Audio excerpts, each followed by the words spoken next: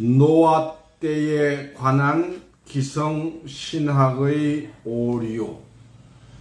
노아가 120년간 홍수 심판을 예언하였다는 것은 창세기 6장 3절에 그들의 육체가 120년이 될 것을 예언한 것이며, 40주야 홍수 심판은 아니고 창세기 7장 11절에 큰 기품의 샘물이 먼저 터졌으며, 노아가 산꼭대기에 배를 지은 것이 아니고 창세기 8장 사전에 아라락산에 다다른 것이며, 노아 홍수는 지구 전체의 사건이 아니다가 아니며, 노아 홍수 이후 비둘기는 방주로 돌아왔으나 까마귀는 돌아오지 않았다는 것이 아니고,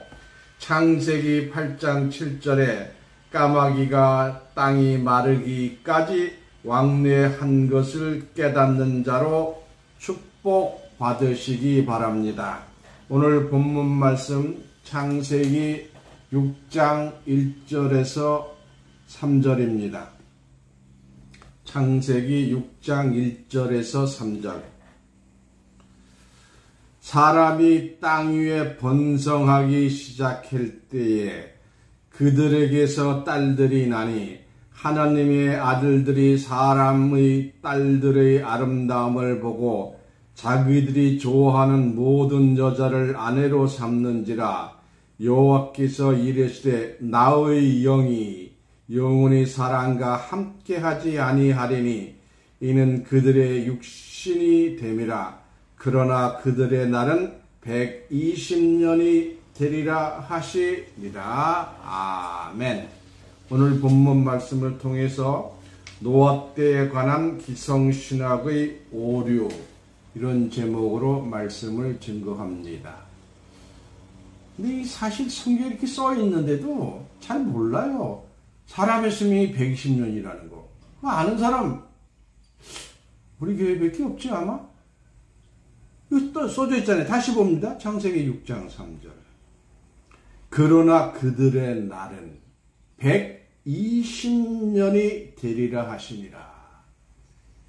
당시 그때 912세까지 살았다가 갑자기 120년으로 바꾸셨어요. 근데 하나님께서는 바로 그 120년으로 바꾸신 게 아니에요. 오랜 세월 동안 쭉 떨어지다가 지금부터 20, 30년 전만 해도 한국에 60세 한갑 때만 살아도 오래 살았잖아요. 그리고 지금 100세, 100세 노래까지 한동안 유행했었지요. 지금 120세가 되고 있잖아요.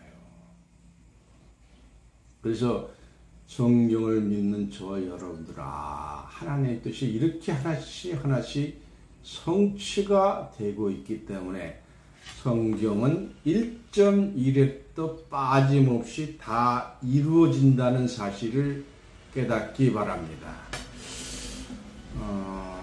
우선 며칠 전에 보니까 유튜브에 이런 말이 떴어요. 자살하면 지옥에 가느냐. 그 왜 지옥에 가느냐. 자살은 뭐예요? 자기를 살인한 거예요. 그 살인자가 어떻게 됩니까? 계시록 22장 14절 먼저 보겠습니다. 계시록 22장 14절.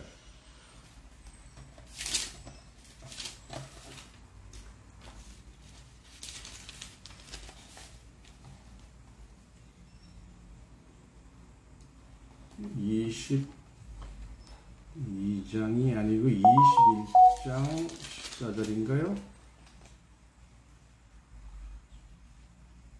20장. 제가 성경을 잘못 봤네요. 제일 먼저가 뭐가 돼요? 개들과 술객과 살인자와 그 나머지 있는 자들은 성 밖에 있으리라고 했어요. 15절입니다. 계시록 22장 15절. 개들과 점술가들과 음행하는 자들과 살인하는 자들과. 이 개는 뭐예요? 이사야서 56장 11절에 몰각한 목자가 개예요. 그래서 이게 여러분들 그러죠. 지옥에 갔더니 목사가 그렇게 많더라. 목사는 성경을 모르면 다 거짓말하는 자잖아요. 그래서 개가 된 거예요. 점술가는 여러분이 잘 아시는 자고요. 음행하는 자들과 살인자들과. 자살행위 뭐라 그랬어요? 자살은 자기를 살인한 거예요. 그래서 지옥에 갔는지 안 갔는지는 알 수 없지만 성 밖에니까 절대로 천국에 갈 수가 없다. 이게 우선 생각이 나서 먼저 말씀을 드렸습니다. 자살하면 천국에는 못 들어갑니다. 오늘 설교 말씀에서 이런 말씀을 하셨어요. 성경대로 보는 자는 절대로 천국을 비밀을 알 수가 없다. 다시 말하면 천국에 갈 수 없다는 거죠. 마태복음 13장 10절에 비유의 말씀을 듣는 저들은 천국을 절대로 가질 수가 없어요. 그 비유를 실상으로 알아듣는 제자들과 같은 자들만 천국에 들어갈 수 있는 거예요. 깨닫기 바랍니다. 오늘 방주의 구조와 홍수 일정을 먼저 보겠습니다. 이 방주는 뭐로 졌느냐? 잣나무로 졌어요. 잣나무. 호세아서 14장 8절에 잣나무는 하나님을 상징하는 겁니다. 다시 말씀드리면 하나님 말씀으로 졌다는 것이죠. 방주의 길이가 135m, 넓이가 22.5m, 높이가 13.5m예요. 그리고 방주의 구조는 3층인데 1층은 짐승, 2층은 네피림. 다시 말씀드립니다. 2층에 누가 있었다고요? 네피림이 있었어요. 그러니까 네피림이 살아나온 거죠. 3층은 노아의 가족이 있었잖아요. 방주의 넓이는 3만 입방미터입니다. 방주가 갈 수 있는 용적은 450 입방킬로미터입니다. 홍수의 일정을 한번 보겠습니다. 노아는 600세 되던 해에 지금부터 4389년입니다. 아담 이후에 1657년이 지난 후에요. 아담 이후에 2월 10일 날 세상 끝날을 통보받았어요. 창세기 7장 4절에 나왔지요. 노아의 식구는 하나님의 의를 전파했다고 베드로후서 2장 5절에 되어 있습니다. 2월 17일에 큰 기품의 샘들이 터져서 땅에서 폭포수같이 물이 솟아나고 하늘의 창들이 열려 40조와 땅에 비가 쏟아지고 노아의 가족들이 방주에 들어갔고 예배된 각종 짐승들도 하나님의 명하신 대로 방주에 들어가니 하나님이 방주의 문을 닫았습니다. 3월 27일은 40일간의 홍수로 물이 천하의 높은 산 위에 15규빗 약 67.5m입니다. 로 오름에 땅 위의 모든 생물이 죽고 노아의 방주는 물 위에 떠다녔습니다. 물이 150일 동안 약 5개월이죠. 이 5개월 혼란을 상징한 거예요. 계시록 9장 5절에 나와 있지요. 땅의 창이라매 이력 편주 노아의 방주만이 하늘 아래 창조물의 본체로 있었습니다.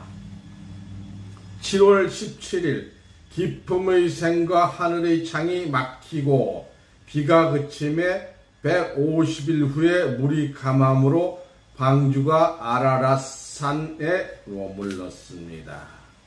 10월 1일 날 물이 점점 감하여 산봉우리가 보이기 시작했어요. 여러분 좀 이상하지 않아요? 지구가 둥그런데 모든 산이 다 잡혔으니까 지구 전체가 물바다가 된 거잖아요. 아무것도 안 보였던 거예요.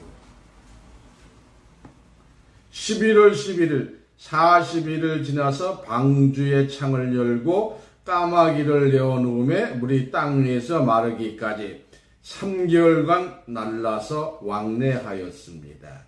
11월 18일 비둘기를 처음으로 내어보내서 비둘기 같은 성령을 보내서 내보낸 거예요.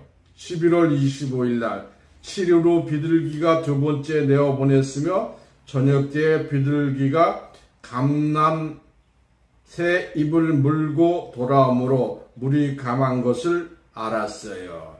이것은 불같은 성령을 상징합니다.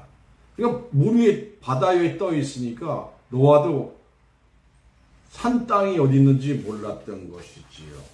12월 1일 세 번째 비둘기를 내어 보내매 다시는 돌아오지 아니했어요.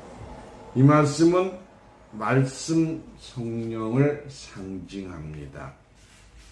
2월 27일 땅이 말랐음에 새하늘과 새 땅에 노아의 친구들이 하강을 합니다. 노아의 식구들이 1년 10일 동안 배를 탔어요. 모든 짐승들로 배에서 내려 생육하고 번성하기 시작을 했습니다. 이 때에 기성신학에서 잘못 알고 있는 것이 무엇이냐? 첫 번째가 노아가 120년간 홍수 심판을 예언했다고 주장하고 있어요.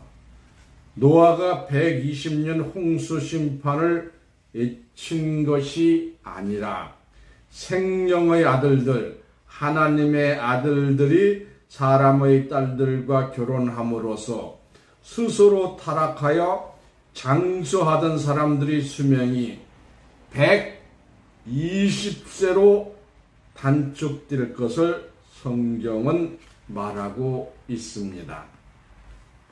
그 생명이 타락하기 전에 전 사람들의 수명을 보면, 이게 노아 이전의 사람들이죠. 아담이 930세, 셋이 912세, 에노스가 905세, 게난이 910세, 마할랄렐이 895세, 야렛이 862세, 에녹이 365세, 모두셀라가 869세, 라멕이 777세, 이렇게 해서 평균 수명이 847.2세입니다. 네, 여러분들은 우리 한국 고대사를 보셨겠지만 고조선 이후에 상고사라고 나와 있어요. 거기에 왕들을 보면은 300년에서 500년 사이 왕을 해요. 참 놀라운 사실이에요. 그래서 한국에도 이런 일이 있었다는 것, 아주 장수하던 시대가 있었다는 것이죠. 오늘 본문 말씀인 창세기 6장 1절에서 3절 봅니다.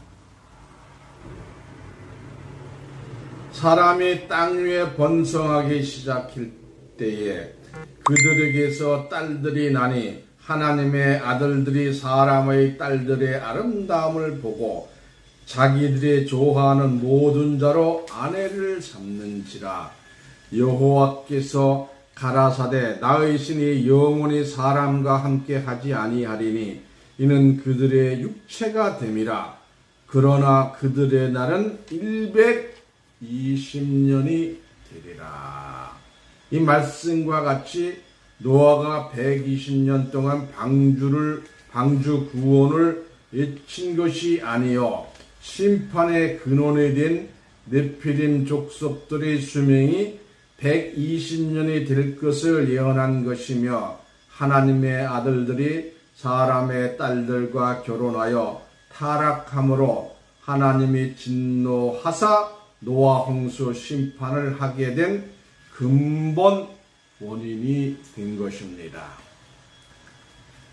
두 번째, 40주야 하늘에서 비가 내려 홍수 심판을 하였다고 주장을 하고 있습니다. 물론 40주야 하늘에서 내려 홍수로서 심판을 하였으나 홍수 이전에 이미 땅에서 폭포수와 같은 물이 먼저 솟아난 놀라운 사건을 성경은 말하고 있습니다. 창세기 7장 1절입니다. 창세기 7장 1절.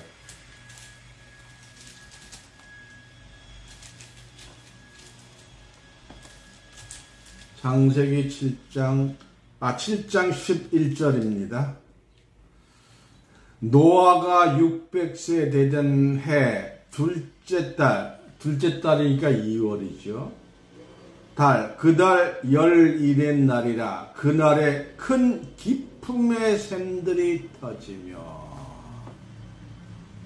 하늘의 창문들이 열려. 그럼 먼저 뭐가 이루어진 거예요? 샘물이 땅에서 먼저 터져 나온 거예요. 이와 같이 지하에 있는 물이 땅 위에 솟아난 것을 의심할 수 없는 실상입니다. 참으로 놀라운 이적이요 하나님의 능력이었습니다.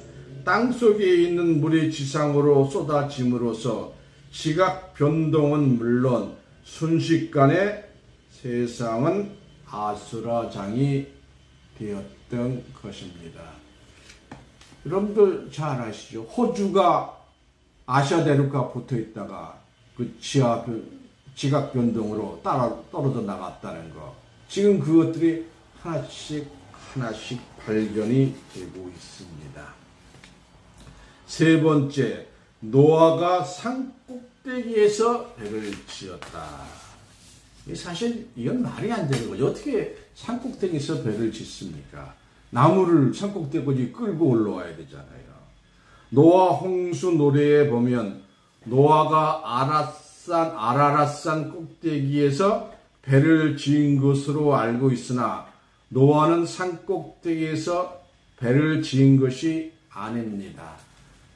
노아의 배는 길이가 135m, 폭이 22.5m, 높이가 13.5m나 되는 거대한 배입니다. 지금으로 생각해도 엄청나게 큰 배예요. 135m니까요. 이런 큰 배를 만드는데 그것도 원시적인 방법으로 무거운 잣나무, 이 잣나무가 굉장히 무겁습니다. 통나무로 만들자면 얼마나 힘이 들겠습니까? 수많은 잣나무를 잘라와야 되잖아요. 노아는 당대의 의인이요 지혜를 받은 완전한 자라고 했는데 이러한 자가 산 꼭대기에서 배를 짓겠는가? 지혜자라 했잖아요. 지혜자가 멍청하게 산 꼭대기까지 어떻게 나무를 끌고 올라가겠어요? 뭐 그때 크레인이 있었겠어요? 뭐가 있었겠어요? 사람 손으로, 그것도 아들 포함해서 며느리 포함해서 8명이잖아요. 정말로 힘든 거지요. 여러분 같으면 나무 잘라서 산 꼭대기 올라가서 배를 짓겠어요?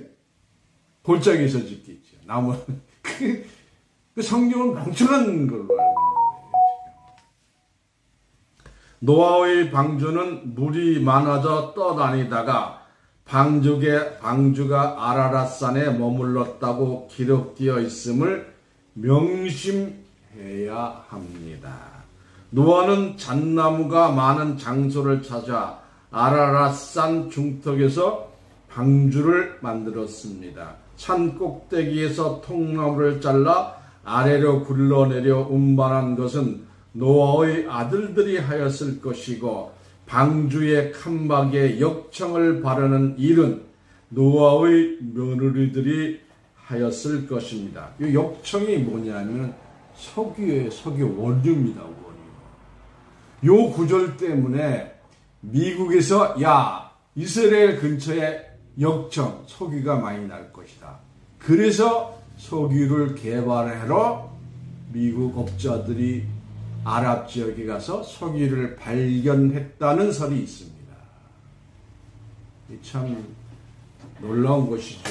뭐 한국에서 역청을 떠다 발랐다. 그건 거짓말이 되잖아요, 성경이.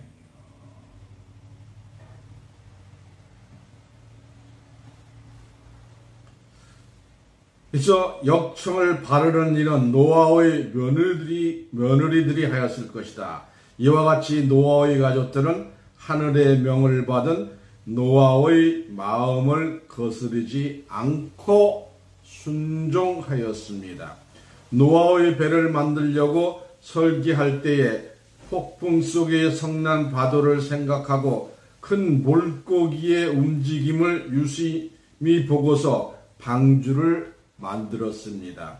노아는 방주를 만드는 동안 생업을 위하여 짐승과 고기를 잡아야 했으며, 또한 가족들은 홍수의 심판을 예언하여 의를 전파하였으니, 노아가 당대의 의인이요 완전한 자가 아니었다면 이 엄청난 일을 행하지 못하였을 것입니다.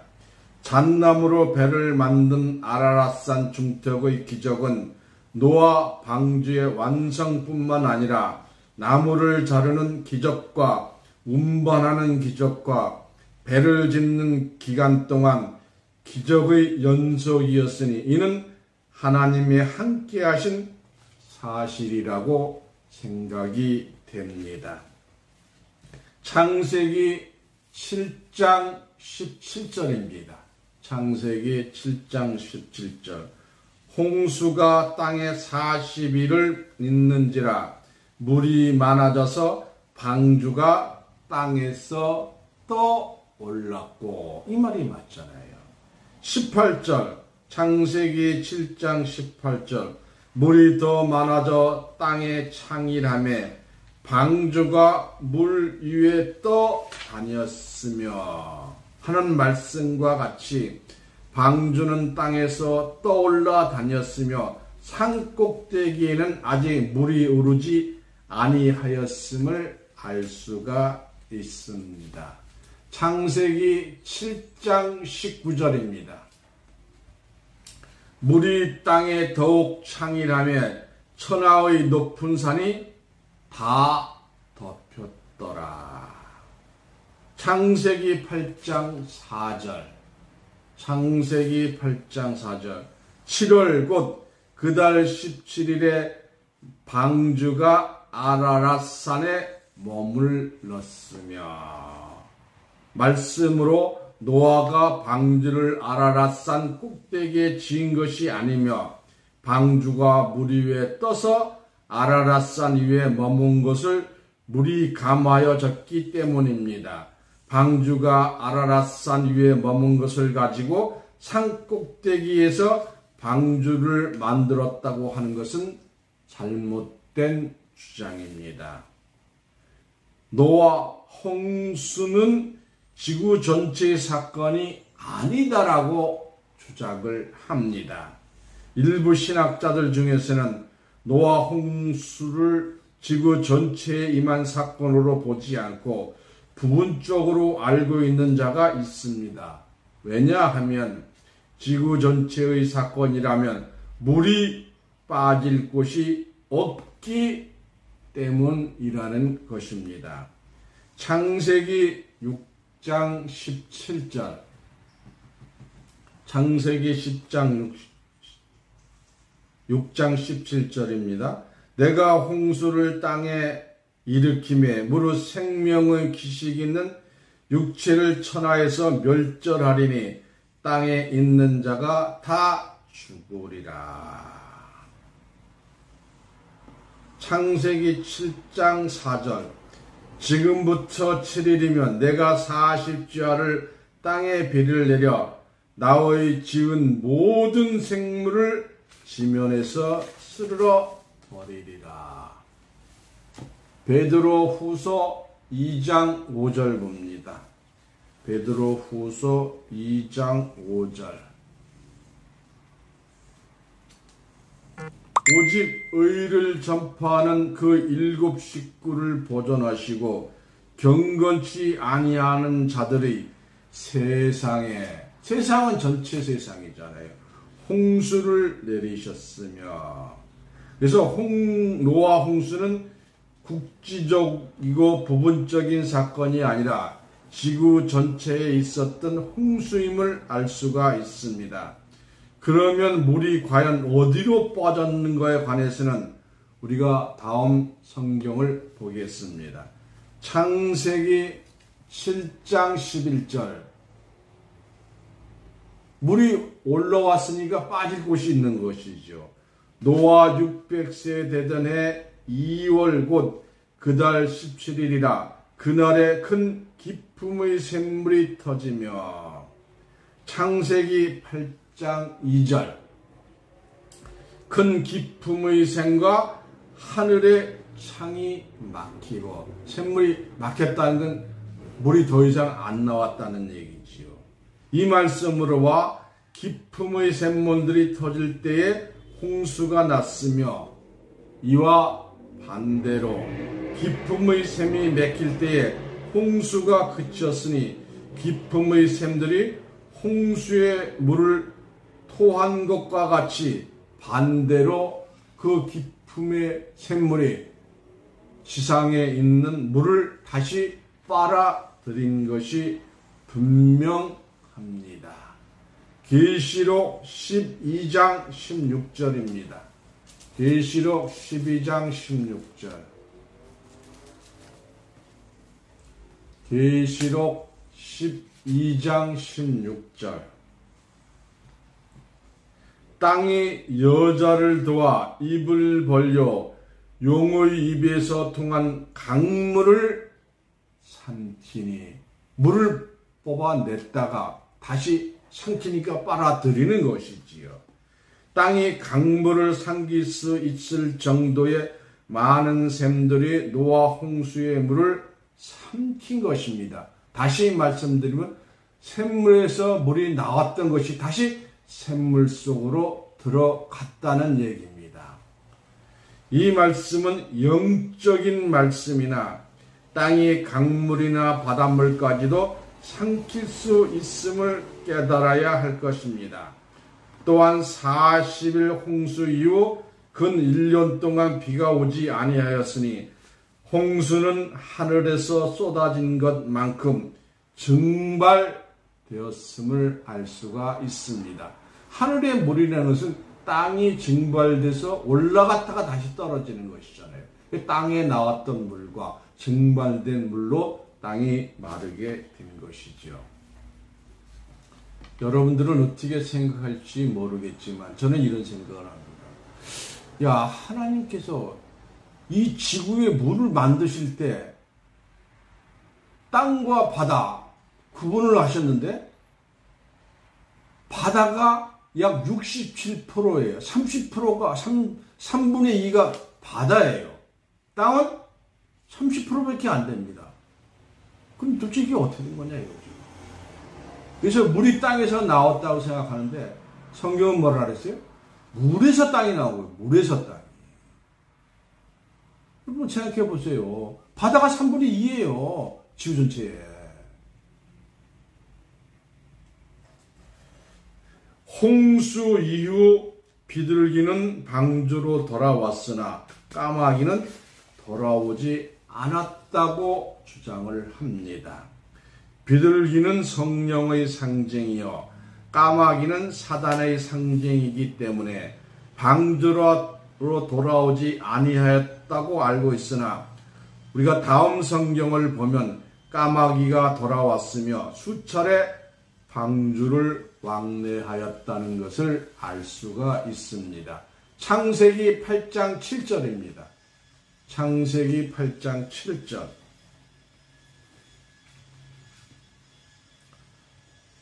까마귀를 내어 놓음에 까마귀가 물이 땅에서 마르기까지 날아 왕래하였더라. 여러분들 성경 몇 먼저 설교하기 전에 그 요점을 먼저 말씀을 드리고 있는데, 왜냐하면 이것이 사람들이 아직도 잘 안 봐요, 끝까지. 그래서 그 요약된 부분만 들어도 성경을 깨달을 수 있도록 제목과 오늘 설계 내용을 한마디로 요약해서 보내드리고 있는 것입니다. 그래서 많은 분들이 성경을 깨달아서 마지막 때 택함을 받을 수 있도록 하고 있는 것입니다. 까마귀는 사단의 상징이 아닙니다. 새들은 장성하면 분모새를 떠나지만 이 까마귀는 분모새가 죽기까지 함께 지낸다고 하는 인정 많은 새입니다. 그래서 세상 사람들은 이 까마귀를 효조라고 합니다. 우리가 시골에서 그러죠. 까마귀가 죽으면 사람이 죽는다고. 그게 사실 어떻게 보면 사람이 죽는 걸 어떻게 알겠어요, 새가. 이 참 신기한 새지, 어떻게 보면은. 엘리야 시대 3년의 기근 시대에 강과 시내가 마르고 기근이 생명을 삼킬 때에 선지자 엘리야가 아합을 피하여 요단 앞 그린 시냇가에 숨어 있었고, 물 한 모금이 피 한 방울과 같고 고기 한 점이 살 한 점과 같을 때에 이 까마귀가 떡과 고기를 선지자 엘리야에게 갖다 주었다고 왕상 17장 6절에 말씀하고 있습니다. 성령을 상징한 비둘기가 갖다 주지 않고 어찌하여 이 까마귀가 갖다 주었는가? 또 떡과 고기는 어디에서 나왔는가? 기근 시대에 사람도 구할 수 없는 떡과 고기를 이 까마귀는 어디서 구한단 말인가? 이 참 비둘기에 대한 성령 참 오해를 많이 하고 있는 것 같아요. 그 일부기를 펜타코스트라는 것은 그 교단이 있는데요, 십자가가 없어요. 비둘기를 갖다 놨어요. 자기는 비둘기 같은 성령 교단이라는 거예요. 참말로 답답한 일입니다. 아합 왕 때의 모든 자가 엘리야를 버렸을 때 이 까마귀는 엘리야의 생명을 구한 은조가 되었는데, 이러한 까마귀를 사단의 상징이라고 볼 수가 있겠는가? 까마귀는 겉은 검지만 속은 희다고 합니다. 오늘날 속은 검으면서도 겉에 흰옷을 입은 이리떼와 같은 가증한 자가 얼마나 많습니까? 노아 홍수 때의 까마귀는 방주에 돌아오던 것이 아니요 물이 마르기까지 왕래하였다고 하였으니, 물이 마르기까지 방주를 떠나지 않고 왕래한 것은 노아의 은혜를 잊지 못하여 방주를 떠나지 아니하였다는 것이 창세기 8장 7절에 말씀하고 있습니다.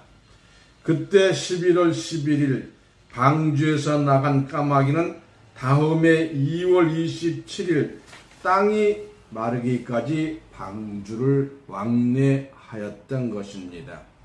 12월 1일, 600세 된 12월 1일이죠. 세 번째 비둘기가 방주를 영원히 떠나고 난 후에는 이 까마귀는 노아의 집을 곁을 떠나지 않고 있다가 노아와 함께 방주에서 하강하였으니 참으로 은혜를 아는 새라 아니할 수 없는 효조요 은조인 것을 알 수가 있습니다.